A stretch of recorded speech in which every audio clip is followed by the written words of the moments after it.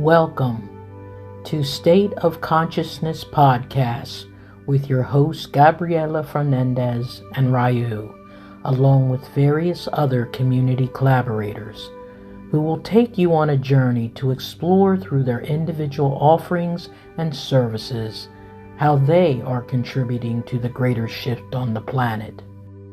If you are interested in how you can both experience and become a part of this energy, sit back and give a listen as we are all one.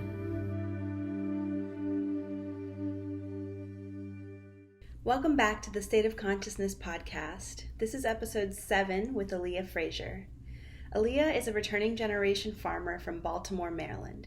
She came to farming through her ancestral background, education, and experiences, where she began to understand food as medicine and land as power. She is a lifelong student and educator who once taught secondary sciences in a charter school in Camden, New Jersey. Farming and feeding people's physical and mental health through land stewardship is the crux of all her passions.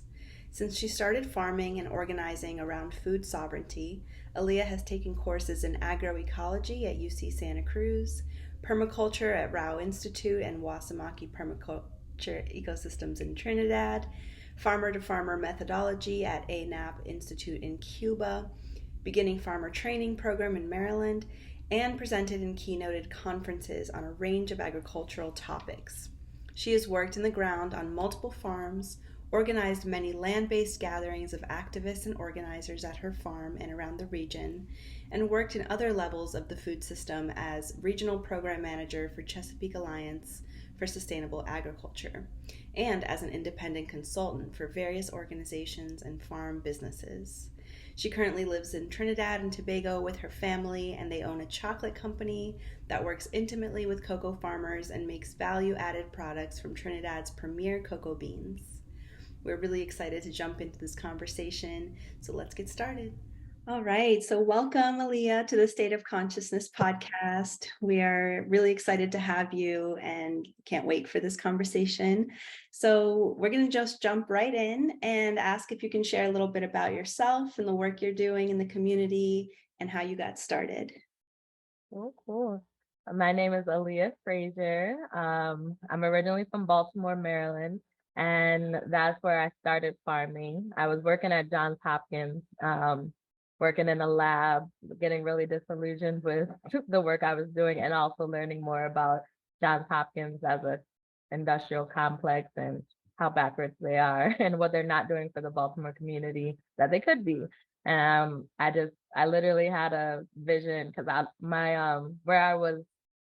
office was looking out on this huge field owned by Johns Hopkins, and I started asking around, like, can this be a farm? Like, I think I was in the middle of East Baltimore, which was literally called the Middle East. It was a very rough neighborhood, very low food security.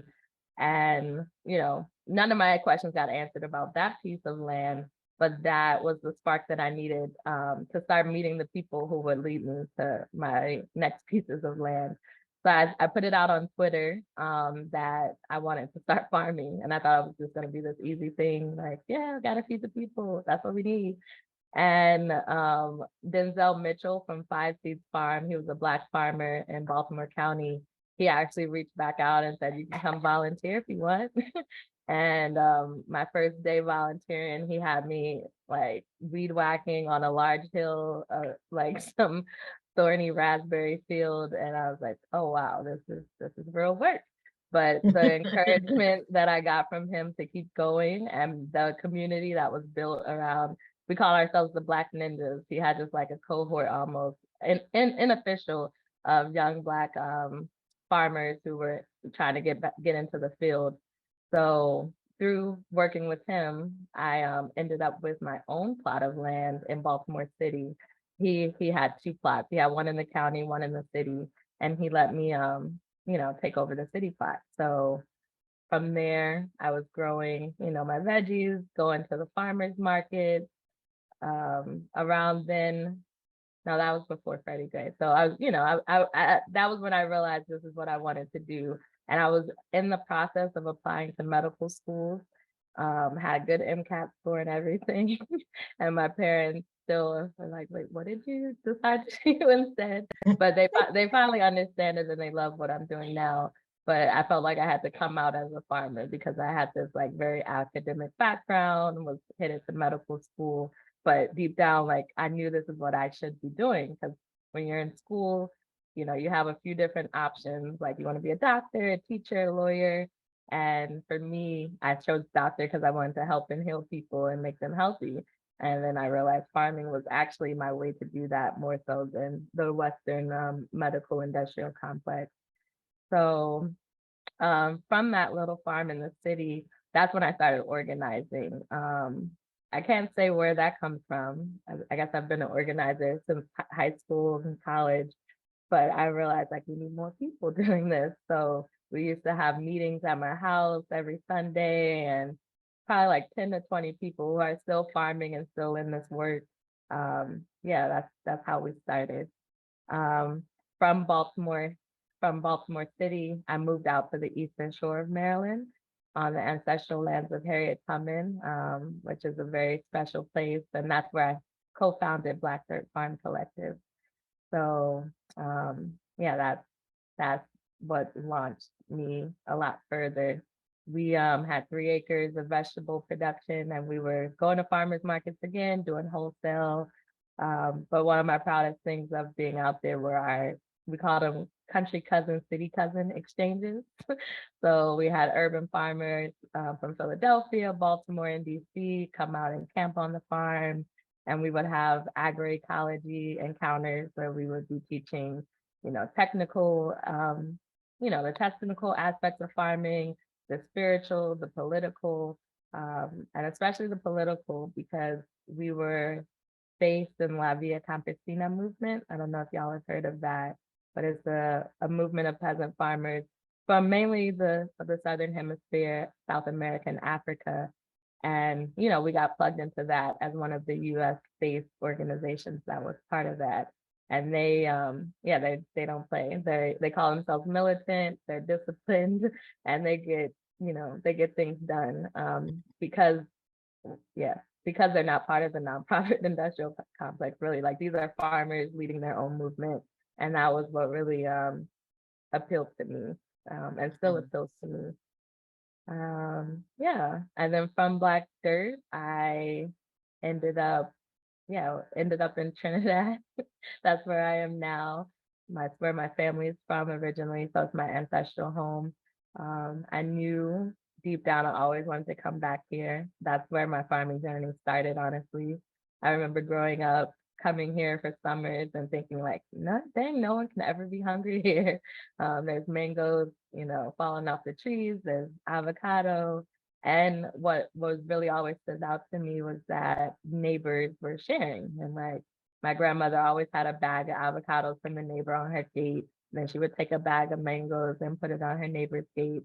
And I think, yeah, if I really think back, that was the seed that brought me back to Trinidad and also kept me in the farming career and profession. I can share more about my nonprofit or consulting work as well if y'all want.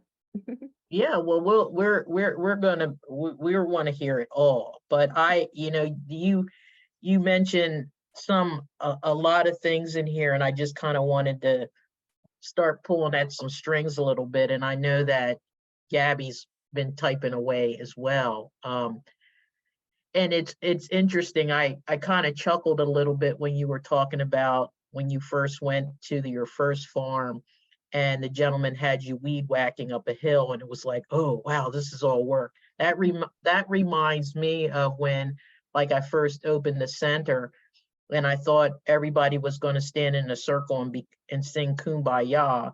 And then I realized that people are people, regardless of what they do, so you're still going to have to deal with some of the same dynamics, but interestingly enough, just hearing your journey, like you kind of allowed it to, once you kind of understood that, okay, it's not medical school that I'm going to be doing my healing through. it's going to be through this food and farming and social justice and social activism, you kind of let it unfold naturally. Like, there was no, like, with the medical school, there would have definitely been a script. You would have had to go to class, spend so much time, do intern work, the whole nine. But, with this farming, you just allowed yourself to be open, which I thought was pretty impressive, that you just posted and said, hey, I'm interested in doing this, and you just allowed yourself to be open to whatever was coming. And then other things kept coming. What do you call that energy? What do you think that is? Because I always like to ask, we talk about this whole thing about being woke, right? And some like divine connection or whatever the case is. And I get this sense with you that even though you had this experience, like, between medical school and then this realization about farming, there could have been some other things before that caused a little switch to go off inside of you. There's something that was inherently of interest within you, before you even made that way, because you were just kind of walking down the path that was expected, but then you were like, no, maybe not so much, right? Yeah. So yeah, I just would like to hear your thoughts around that, and talk a little bit around that, and then we'll pull some more strings. Yeah, so speaking to like the sparks, like what were my sparks maybe earlier on or divinely, yeah. Well, yeah, I definitely believe in God and a higher purpose and being divinely led to that purpose through prayer, through intention.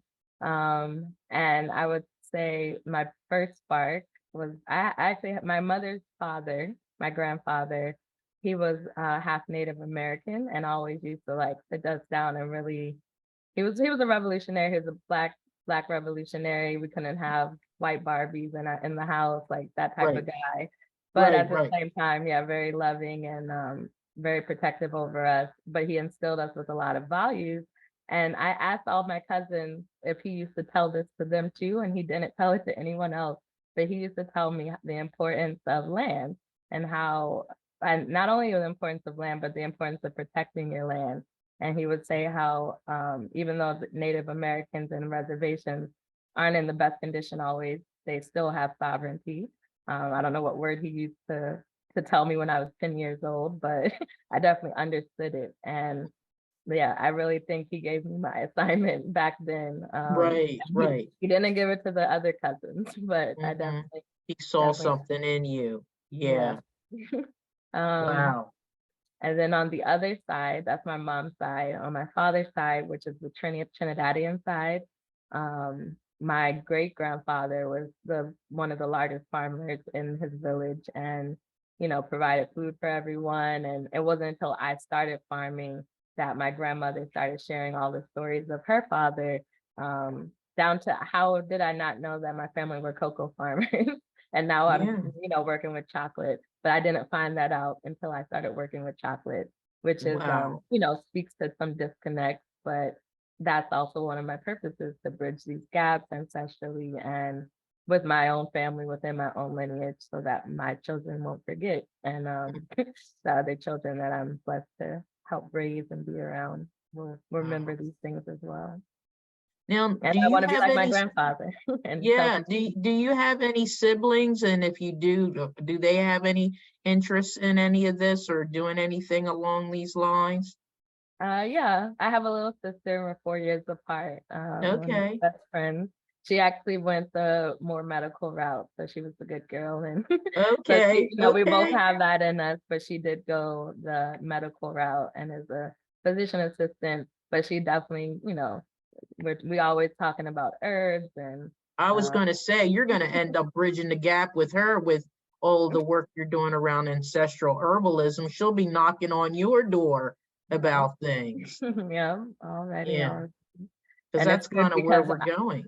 I'll give her my parents might listen to her a little bit more about what they should take. So I'll be like, you should tell daddy to take some bitter melon Uh-huh. for that. Yeah. And then she'll tell them. So I'm like, all right, we're working together. Oh, that's great. Yeah, Mhm. because I definitely think, if I look at, I'll get it. I'm getting ready to get into a little bit of ancient esoteric stuff, but if I look at kind of where we are right now and the things that have culminated over the millions and millions and millions of years, right? Some of our challenge has been where we erred too far on the side of science versus the nature piece of it, right? And I think there's things that can be taken from both to balance the conversation more. And it's almost like where we are right now, and it feels like we have this opportunity. I've had physicians come into some of my shamanic work, and they've never done stuff like that before, but then they have the experiences that they have. And what it does is it causes them to say things like, okay, maybe I need to rethink my practice. And that's the best that you can hope for, right? So, with your younger sibling, being on that side of the house, I just see the two of you have an opportunity to just merge the conversations. And in that, you also end up having an opportunity to show others and educate others around that, because the work that you're doing is very, very deep and powerful, right? We want to get a little more into that down the way. But yeah, I just heard some things that I was not aware of. So that's why I was really interested to hear this conversation, because I knew there was going to be some other unveiling that would take place. But that part about your grandfather being great grandfather being a chocolate cocoa farmer, Yeah. And right in South Trinidad. it's in your DNA. Yeah, he did. Apparently, he was big on rice, cocoa, sweet potatoes, and what was the other? Oh, sugarcane, of course. Sugarcane was king cash crop back in the day too. And I have been babying my chocolate that I got from you the last time you visited. I actually still have a small piece left. Oh wow. It's almost like it's like a special thing for me. I kind of do like a little ceremony over it. I break a little tiny piece of it off and put it on a very large plate so it can seem like it's much bigger than it actually is. And I'll just kind of nibble on it with a cup of tea. Well, I gotta get you some So more. you But have to I bring me appreciate some hearing more when that. you come. It's good, Gab. It's good. So, but Gabby, I'm gonna toss it back to you a little bit because I do have more that I want to ask, but I don't want to be greedy, as I have said in the past. Well, I saw in your bio that you've organized many land-based gatherings of activists and organizers, and I was just wondering if you could share a little bit more about some of the projects and some of the boots on the ground work being done and how activism is intertwined in all of it. Mhm. Um, some of the well, I mentioned a little bit about the agroecology encounters that we had on the farm. So that was the biggest activism and organizing events. Like we had like 100 people come out to the farm at certain times. I'll speak to activism in one way because that word always felt a little weird to me, and at times I would call myself an activator, because yeah, it's an action. Like I'm a little pollinator. Like I don't always have to be super involved in everything, but I like to start things off, pollinate them, then move on to the next flower. So in that way, activating different communities and different work within different communities. Um, One of the biggest things that I was involved in was when Freddie Gray, when those riots were happening in Baltimore, a lot of the East Baltimore communities that I was a part of were getting shut off literally by police barricades curfews, people couldn't go shopping. And that was how the Black Food Church Security Network was birthed, because I got a call from Pastor Heber Brown, and he's like, we need food. You on the Eastern Shore. I know you know people. So I was like, this is the moment I've been waiting for. I used to say in my mind, like, I'm farming because I want to be able to feed the revolution. And that was like me at 22, and at 36 or 34, that looks a little different. But that was the moment. I was like, all right, we're feeding. And so we were able to get all the food from our farm to Baltimore. I was able to link with other Black farmers in the area and other organizations that were doing food boxes, and we made it happen. And from there, I think a lot more collaboration amongst farmers to aggregate and bring their produce together, especially for communities in need, has happened and is continuing to happen. So yeah, that's one way I would speak to the activism. And then another way is something that I really hold dear to my heart was a group that I was part of called the Spiritual Warriors. And part of our mission was really just singing. So we would go to different protests or different events and sing and make songs. And that was like, that's not what I want to do. I don't want to like fight and, put placards up or any of that. But I felt how energy shifted and how important that type of communal work is as well. So there's the political beautiful. activism, and then there's the spiritual side too. And I think as I get older, I just ground myself more and more into like, I'm not out there, I'm not the face or anything, but I'm spiritually stirring the pot. And yeah. Yeah, I think that's a really important perspective to have at this time, because it's almost like, what it goes back to that idea that the energy that you're putting out there is what comes back, and it also is what spreads, so if you're going about things in this more peaceful, centered way with a higher frequency, then yeah, I can only imagine having an opportunity to observe the shift that would occur when you all would do that, because first of all, folks would not expect it, but it is going to hit them in a very different way, very, very different way. And this is really giving me some, as I've gotten a chance to know you, it's like, now I'm like, okay, now I understand why she is the way she is. You're just so grounded, and you're this very old soul, a very wise old soul, young in her times right now, but very old soul. And, having that,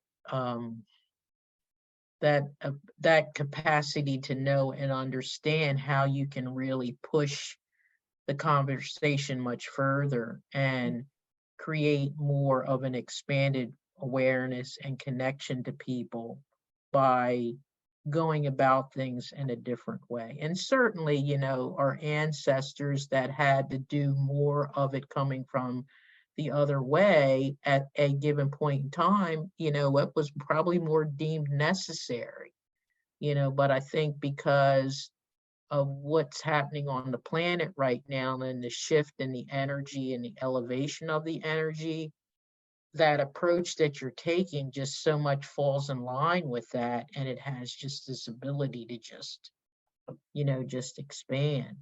And I think it's really just so important. When I think about all the work that you've just been so grounded in with all the different farms and these startup initiatives, and just having an opportunity to be exposed to folks, different type of folks there, and I'm trying to think the best way to ask this question so that you can really give and show a sense of all the other aspects of who you are, is the why is it so important question. Why is it so important that there be some support around, African American indigenous communities? Why is it so important that we really, to you, that we help folks understand the, the connections to the land and things like that, which you mentioned a couple times throughout the conversation? Well, one thing that runs through my head rent free is that land is my birthright. And Mm-hmm. it's everyone's birthright. We were born on this land. We deserve to have a connection to it. And that connection is what, you know, expands our pathways even more and guides us to the directions that we're supposed to go in, at least in my belief. Um, so this work is important because so many African American and indigenous people have been, forcibly, politically, economically removed from the land. And we're at a time that's unprecedented with not just African American or indigenous, but everyone is being removed from the land by large multinational corporations. And it's giving me chills because when I started this work 10 years ago, like I knew how important it was, but like now, especially post COVID and pandemic, like everyone sees how important it is. Like they're seeing it in the quality of their food, they're seeing it in the environmental disasters that are happening. And I don't ever think it's too late. So that's the good part. Like Yeah. as long as the people are being activated that need to be activated to like shift the paradigm and vision and dream about what we really could do. um yeah, that's all I can hope for. I'll give a little anecdote about why the land is important from another aspect. I remember an elder white farmer who really was in love with Thomas Jefferson was sharing with me how he was so brilliant and all these things. And people can have whatever opinions they want about the founding fathers, but he was saying that he because he was a landowner, he was able to sit back and kind of reflect more and be more grounded, and he didn't have to do the work. And we know the other Right, right, background of it, right, but right. if we translate that to now, it's still true. Like when you have land and you can sit back and work on it, toil on it, see the seasons, reflect on it, like your insight and your wisdom, it just excels. So Mm-hmm. getting and your visionary ability, I think, excels. So I'm really big into Afrofuturism and futuristic ways of being, and us being able to see a different reality. Like, and I think in certain aspects in the middle of a city, when you're grinding, when you're doing your 9 to 5 and you can't really, you know, look up and breathe and vision and think about the future, we keep creating the same cycles and over again. But when you're sitting back on land and you get to take a deep breath and like pause, that's when we can like start dreaming about what's really possible. And I think the more of us that are dreaming about it, the more easier it will manifest. Yeah, yeah. That's pretty powerful statement. Yeah, absolutely. With this talk about the future, I'd love to know, how do you envision the integration of agroecology and modern technology, and just how things are moving so fast and we're becoming more connected, but in certain ways a little disconnected from the land? What do you see for the future? Yeah, I love when talking about technology because I'm not a super technology buff, but I understand, well, first of all, that there's indigenous technologies, and then there's these new technologies which are trying to mimic indigenous technologies in our time. And I think we have a unique, um, yeah, we're at a unique time where these technologies can, destroy the earth if we allow them to, or we can use these same technologies and, to work with the earth. So I think of drone technologies to map land and to, you know, determine where's the best place to plant. Like some of those things I used to be like, no, we don't need that. But I can see how we can use that for the betterment of our agroecological practices, whereas on the other end, they might be being used to plant monocrops and things that aren't going to help the environment or the ecosystem. So yeah, I'm excited, but I think we need more people who, I always say we need hackers and we need like technology people, like people, inventors, people who are actually up to date with these things so that we can like give our ideas to them and they bring them into reality. But unfortunately, we're not always in those rooms. So yeah, Mm-hmm. I definitely see them merging, but I also see our own ingenuity being infused into the technology too, just like it was in the past. Now, I want to make sure, whether it's at this point or a little bit later, that we don't lose the question that I want to get into, which is this work that you're doing around ancestral herbalism, right? Because that's, I know, a big centerpiece of yours, and it is so, so, so important. And the fact that you're back in one of your, the areas of your family, you've moved back to Trinidad, and the vast resource that's there, the vast amount of knowledge, how you're making connections, because I'm following you on Facebook, so I know all the some of it anyway. And then I also want to hear about you and your husband's chocolate business. Give some people some uh, perspective around that, because it's not every day people get a chance to listen to a chocolatier, and especially Black Indigenous chocolatier, who was going to go to medical school, and fortunately the universe took the cane and pulled her off the stage and said, nope, you're not going that way. Snatched me right on up. Yeah.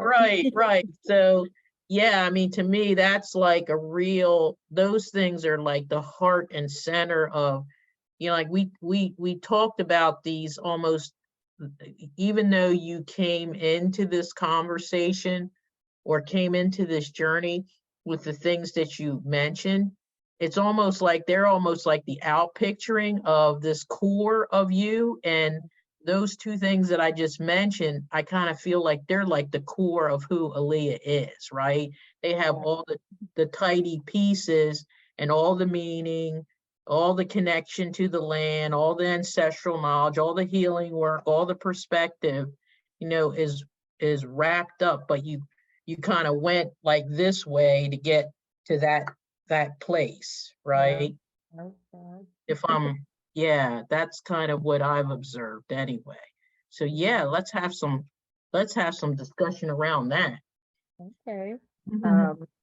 I don't always share this piece, but now that you mentioned it, it is what started my farming too, and in a very acute manner. I was going through some health issues and, looking for the herbs, going on the GNC, going online, buying things.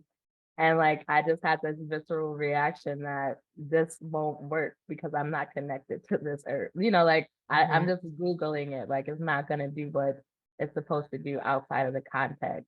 And then from that idea, I was like, I need to be growing herbs. And then from there, I went on to growing food. But I will say that is how it started.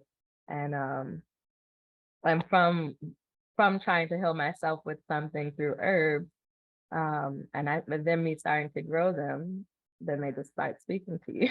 So, and leading you different places. And yeah, and I still am in awe that I could be in Trinidad right now in the middle of a rainforest where most medicines are actually coming from, and able to study them and use them and fact check through, oral history, what my own family did with these things. So for example, my father was raised not by my grandmother for a period, because my grandmother moved to America to make a way, left her kids in Trinidad, and they were raised by aunts and uncles. And the woman who raised him, Auntie Gaffer, was apparently a really strong herbalist and medicine woman. And it makes me think of how, yeah, like you don't think your parents are on the same page as you always, but like, of course they are. Like, he came from that, and then he made me. And now that I'm here in Trinidad, I'm able to talk to her daughters and like write down recipes and go into her, like, the land that she was on, and some of the same trees and some of the same plants are there. Yeah, it's just invaluable. My grandmother, who's still alive, she's 94, thank God. I love her to death so much. And I visit her all the time. She's here in Trinidad. She has really bad dementia, but one thing she will remember is, my eye hurts. Go get that wonder of the world from outside, or Wow. you know what that ratchet is for, and ratchet is, they call it prickly pear cactus, but that's what we use to wash our hair. So yeah, I didn't have to look too far, but of course my curiosity kept me going, and I ended up hooking up with a famous ethnobotanist here in Trinidad called, his name is Francis Morian. And, studying under him really means just going and interviewing elders. So they're going and doing interviews, recording them, transcribing them.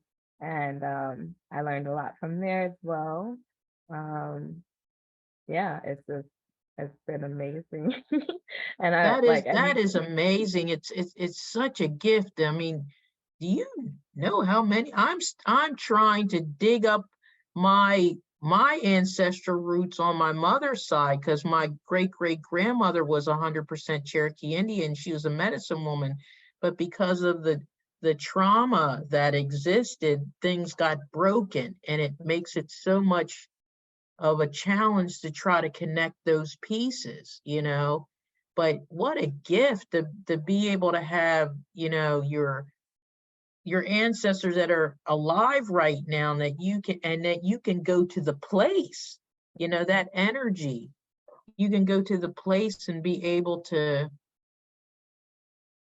That's just incredible. I mean, and you know how incredible it is. Yeah, I'm very grateful. And I never, if you notice, I'm not an herbalist. I'm not clinical. Like, I don't prescribe anything to people, but I more so identify as an ethnobotanist, anthropologist side of everything. Like, I know these things need to be recorded. And if you need a plant, I'll get it for you. Cause right now I'm like taking all these plants that I'm learning about and then actually growing them on my land. But I'm not the one that's gonna tell you, like, because you have this, here's the plant. I might do it in my head, but I still, I'd rather give people the information. And I really, one of the things with agroecology, the events that we had, we changed the word agro to Afroecology, and we would do, one of the basic tenets of that for us was intuitive gardening and using your intuition. And I really, it's not something you can teach that easily. You have to get people experience touching, smelling, feeling herbs, but that's my role. Like, I want people to touch, smell, and feel things with me. I don't want you to just ask me for it and take it because I said it's good, You and I came into herbalism the same way. Mine was very intuitive, and I had, for whatever it's worth, like just this lot of inherent knowledge. And I used to get the backlash from the herbalists in the community who studied under somebody, because they're like, you're talking about this and you're talking about that, and you haven't studied under anybody. And interestingly enough, I think when you study under different, if you allow yourself with the perspective that, okay, I can study under different people and I can gain certain things that might be available to me that I can use in some way, and then connect that to whatever ancestral or intuitive knowledge. But I have found for myself mainly the sum of the whole of what I stand on is that was already with me, right? Because I'm connected to that. And then the other is just kind of like an additional framing. And that's the way it was passed down ancestrally anyway, right? Because you have that that connection to the land. You're working in that energetic space. To your point, it's not just, okay, you learn something out of a book and then you prescribe it to somebody. To me, that's no different than the way the medical world looks at things, right? And oftentimes what happens, in the conversation is people lose sight of the aspect of connection, right? Which you so elegantly brought up, and that connection involves life force, God, whatever you want to call that. It involves the connection to the land, the space, the ancestral patternization, everything, which you're not going to get that out of a textbook.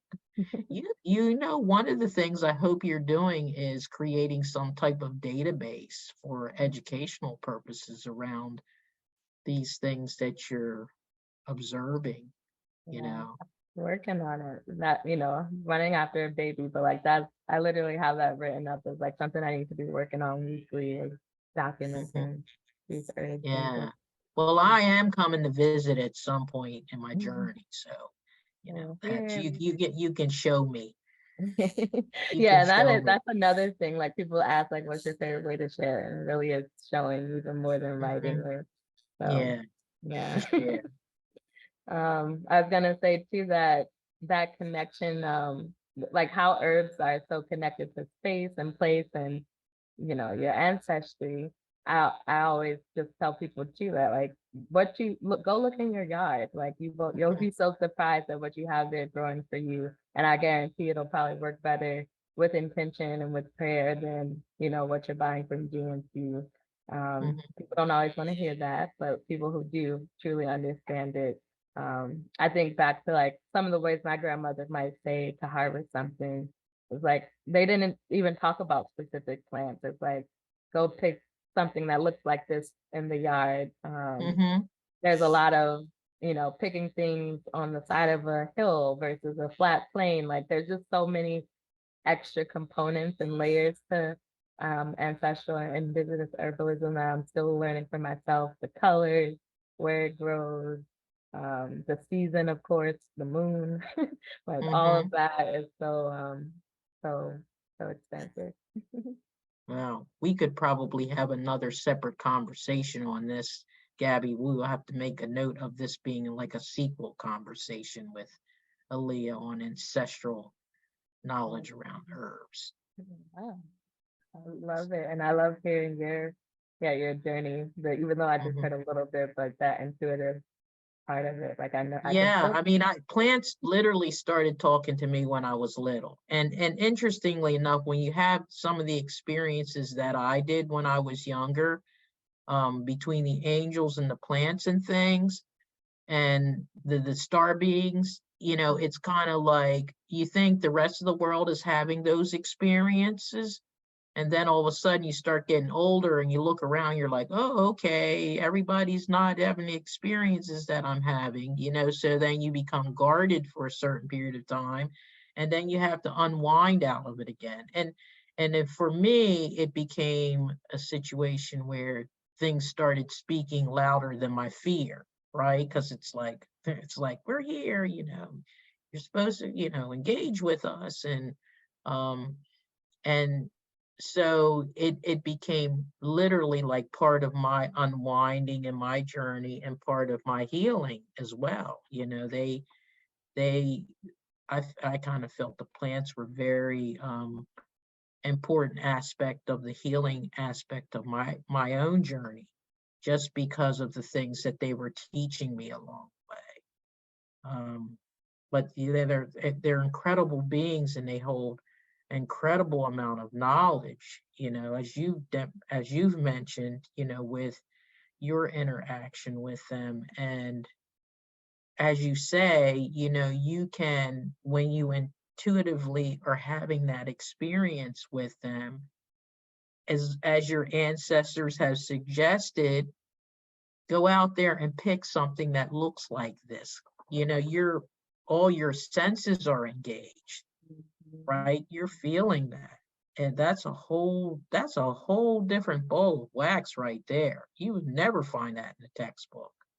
Never, ever, ever. No one can teach you that other than someone's actually had those experiences. Gabby, you seem like you want to ask something, although I don't want to lose the conversation on the chocolate. I was going to bring that back around too. I just really wanted to just say that piece you mentioned about teaching and guiding people to build their own connection, their own intuitive connection with the plants, really struck a chord with me and just made me really happy. And I don't know, because I've been someone who has always kind of seeked outside mentorship and guidance, and I've been dabbling in herbalism too. And cacao actually has been an ally of mine for a few years now. And it's been a similar journey of building my own connection and letting the guidance come directly to me rather than seeking it outward. So I'm just wanted to thank you for that and for that empowerment piece. And yeah, bring the conversation back around to the cacao business and the chocolate and anything you want to share about that. Thank y'all. I love the platform for that. Because I don't know how you know Dr. Melvina, but yeah, herbs and chocolate are my core. Maybe all the other stuff does just fall in line around it, and they let me hear. But yeah, so my husband had been working with chocolate before he met me, and mainly with the cocoa butter, cocoa powder. He wasn't making the chocolate, like chocolate bars, which I really appreciate. It was more of a raw cacao company. So raw cocoa powder, cocoa butter, raw cocoa nibs that weren't even roasted. So yeah, and then when we met each other, that's when he had started making chocolate. So I fell kind of right in line learning about his business. And, through his business, he's also going to visit farmers to pick up beans and build relationships. And, my farmer organizer side is like, what's going on here in Trinidad? So I learned a lot about, Trinidad in general and agriculture through these farmers. But one thing that is really special to me about what we do is, and we've had flack for it. Like some people say, like, y'all are saturating the market with too many chocolatiers, because Michael will help people get machinery. He'll help the actual farmer learn how to roast their beans and make their own chocolate. Another thing we'll do is take a farmer's beans if they don't have time to make chocolate, and we'll make it for them and then, give it back to them so that they can sell it under their own brand. Because it's one of the things that really hurt my heart learning about was that my great grandfather who was growing cocoa probably never tasted the end product, from his land or from his beans or even from beans from Trinidad, so being able to give that back to people is really important, not only for, the connection, but also because it's another income stream that, as you know, like the cocoa farmer is way down on the value chain. Luckily in Trinidad, they make way more per kilogram than other countries, especially African countries where there's slave labor and a lot of other issues in the cocoa industry. And I like to teach people about that too, because the cocoa industries around the world are so very different, but they're very conflated a lot of times. So when people hear something bad about the cocoa in Africa, they're like, should I not be eating chocolate from Trinidad? And that's our huge thing, is education. So on our Instagram, you'll see pictures of the farmers we're working with. You'll hear stories from the field. Yeah, we really want people to understand that here, at least in Trinidad, at least in my experience, all the farmers are still growing very traditionally, intercropping with banana, plantain, citrus trees, avocado trees, all of those. There's no monocrop. There's really no monocrop cocoa here because it just doesn't make sense, which is good to still see. What else?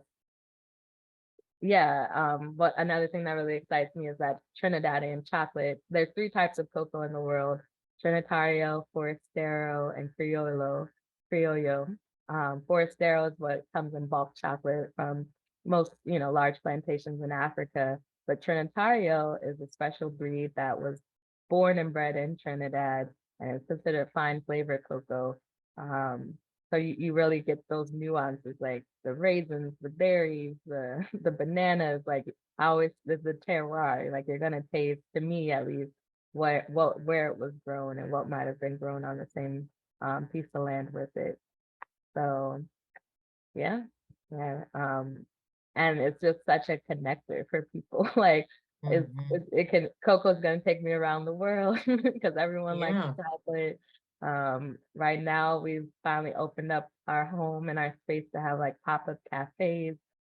So me and my husband are both huge on hosting people, healing, making people feel good. So it was only natural that, we create a safe space up here in the mountains for people to drink chocolate, eat chocolate, and talk to each other, commune with each other.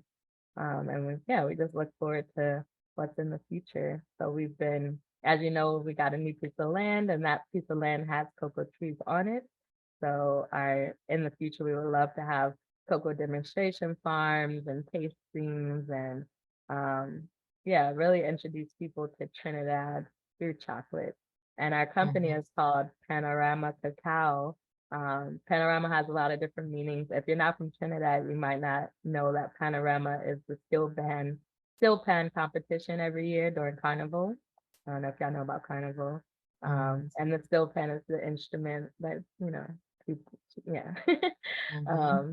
So, and then when you open a cocoa pod, and the cross section, it looks like a still pan. So, Oh, wow. yeah, like there's a couple layers to that, but basically all of it is just us paying homage to this land, this ancestral land that me and my husband are both from, that my daughter was born on, and yeah, exciting time. That's very exciting. Now, I think you had mentioned to me at one point the land that you all purchased was, the person was a permaculturist, so you had all this food Yep. forest stuff already going on there. Is it like 30 acres? 20 acres. 20? Yeah, I knew it was somewhere around there. Yeah. Yeah. Mhm. Yeah. But it's mainly forested, so, and that's the beautiful, it's basically a big national park because it's bounded by state land. It's going up to one of the highest mountain peaks in Trinidad.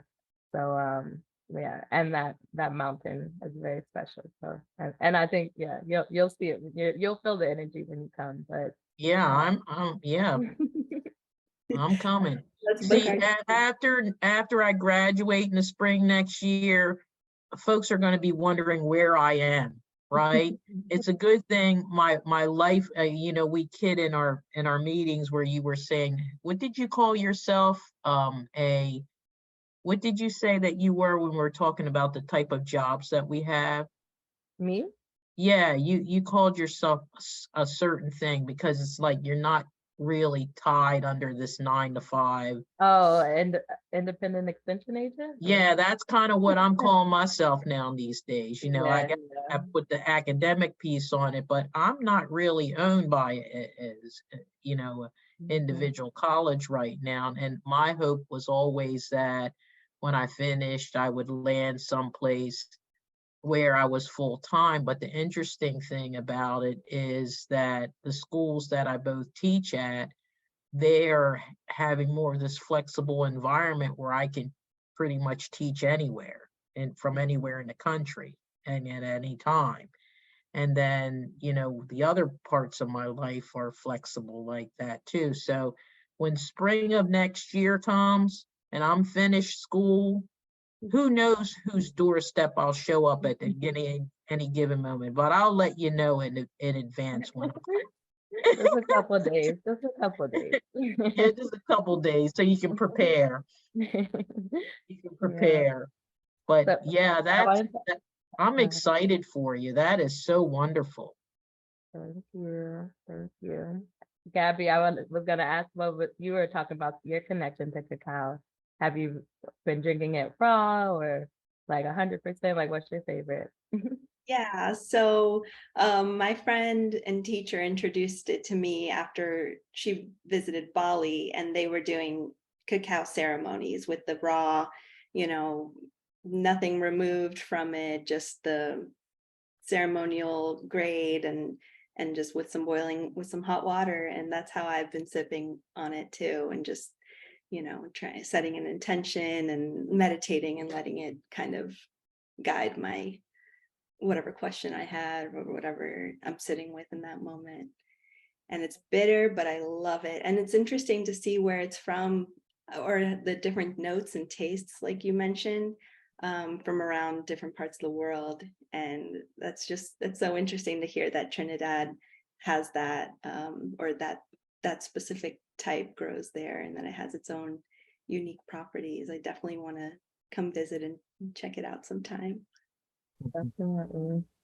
By the way, are you coming this way? I know they're trying to get that Georgia trip together, which that's unfortunately not going to work for me, but are you going to be visiting in the area after or before? No, I'm gonna just come straight for that and fly into Okay. that to Trinidad. So I we'll should have be to up there in the fall. Yeah. maybe you can pass some chocolate on to somebody who can pass it on to me. Okay, yeah, always. My suitcase, my carry-on is always just chocolate whenever I come up there. Wow. So I guess, we're coming up on the hour here, and I know we've covered a lot of territory, and we definitely would like to have you come back again for another sequel, because there was just so much richness in this conversation, and there's so many things evolving and changing with you too, and it would be wonderful to reconnect with you again at some point and kind of see how your journey is and where things are moving, with all the different balls you have in the air. But we always ask this question of our guests at the end, since this whole podcast is around, supporting like the ascension process, elevation of consciousness, or connection to, all these shifts and things that are going on. What's your perspective, and like in all the work that you're doing and everything, how is that like become like the center of the universe of your connection to this great movement in consciousness? You answered some parts of it along the way, but if you have any other things to share along with that, and of your wisdom, that would be wonderful. Yeah, how does this word contribute? I think that makes me think of how, like, in the past, I would try a little harder to make people see see that this is important, or everyone should be growing food, everyone should be this, or everyone should be that. But yeah, as I've gotten older and I guess more grounded, there's more of a feeling of like, just be what you want to see in the world. And I think me being that, and no matter who sees it physically, yeah, it resonates. And yeah, the way I see it is like, as the way I see us all connected, with one of us doing and elevating, like we're all elevating a little bit at a time. So that's where I'm at now. It's like, as long as I can be doing good and being an example for, even if it's just my daughter, like I know that I'm doing what I'm supposed to be doing to raise consciousness on the planet. I don't need huge numbers, even though I do have, there are numbers out there that of people I have reached, but I'm long past meeting that. I want to be good. I want to be as pure as I can be, and I want to be as respectful and connected to the earth as I can, because as I connect with her more, I'm connecting with others more, and I'm finding others more. Like, how do we find each other? Yeah, I know. You can't make these things up, and I'm just grateful every day to see the new people that are coming into my life as I'm getting more and more grounded. Yeah.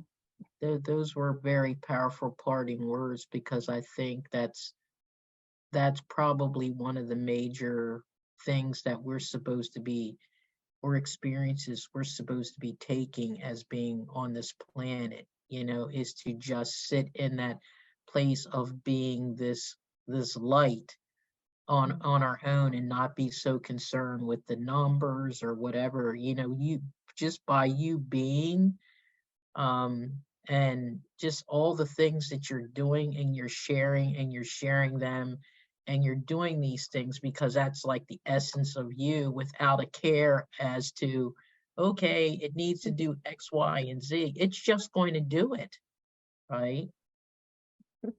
Your light's just shining. That's the It's just prayer. shining. Everyone's like, what do you know, especially with Instagram and social media, people are always asking me what's next or how I'm going to monetize because I'm giving all this information for free. Right. But I'm supposed, like, if I don't give this information, then I'm not going to keep getting it. So I'm just going to keep giving it. Right. So Right. Yeah. Right. Yeah, that's true. We'd love to ask how people can connect with you, and if you can share some of what you have going on in the online world that people can visit and definitely. into. Our Instagram, Panorama Cacao, is a really good place to see some of that chocolate work. My Instagram is Naturalia, spelled with how my name is spelled, but with natural in front. And that is a good place to see my herbalism and ethnobotany musings and work. And then lastly, we do have a GoFundMe up for our Panorama Cacao work. And that it's like gives our story written down. So whether people want to give or not, it will give you a little bit more background on us. So I could share the link with you. Thank you so much. We'll be sure to share all of that down in the show notes. Thank you so much for having me. I mean, I was close to tears on some of these questions. So thanks for pulling some of this stuff out of me. I appreciate it. You have such a beautiful story of what I think this time is supposed to represent for folks, and for you to be able to be on this show and share that with folks. I think it's just going to support a lot of folks' journeys, and that's what we're always hopeful of. So I'm so thrilled that you're part of my experience this lifetime, and we'll continue to be doing work and things together. And I'm very grateful that you were on the show today. And yeah, this has been really wonderful, beautiful conversation. Thanks for joining us at State of Consciousness Podcast.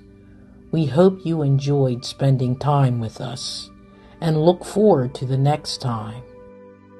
Until then, if you'd like to stay connected, you can feel free to reach out to us via our website at www.innersourcewellnesscenter.com. There you will find links to our podcasts, our Facebook page, and our YouTube channel, as well as our mailing lists. Stay connected, stay positive. Namaste.